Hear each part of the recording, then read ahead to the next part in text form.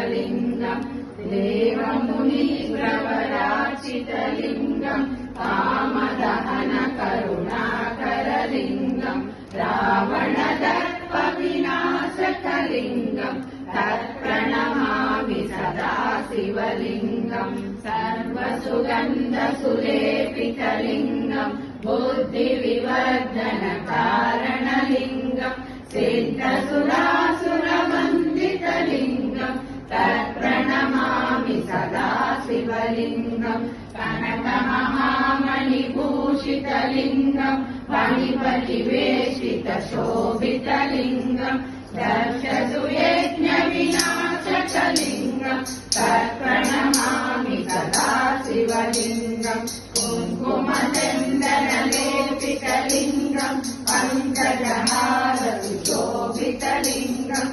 सञ्चितपापविनाशकलिङ्गम् तत्प्रणमामि सदा शिवलिङ्गम् देवगणाचितसेवितलिङ्गम् भावै भक्तिविहेव च लिङ्गम् दिनकरकोटिप्रभाकरलिङ्गम् तत्प्रणमामि सदा शिवलिङ्गम् अष्टदलोपरिवेष्टितलिङ्गम् सर्वसमुद्भवकारणलिङ्गम् अष्टदरिद्रविनाशनलिङ्गम् तत्प्रणमामि सदा शिवलिङ्गम् सुरगुरुसुरवरपूजितलिङ्गम् सुरवनपुष्पसराजितलिङ्गम् परमपदम् परमात्मकलिङ्गम् तत्प्रणमामि सदा शिवलिङ्गम् तत्प्रणमामि सदा शिवलिङ्गम्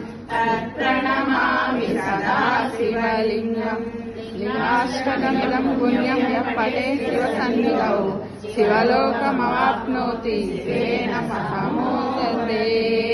हर हर महादेव।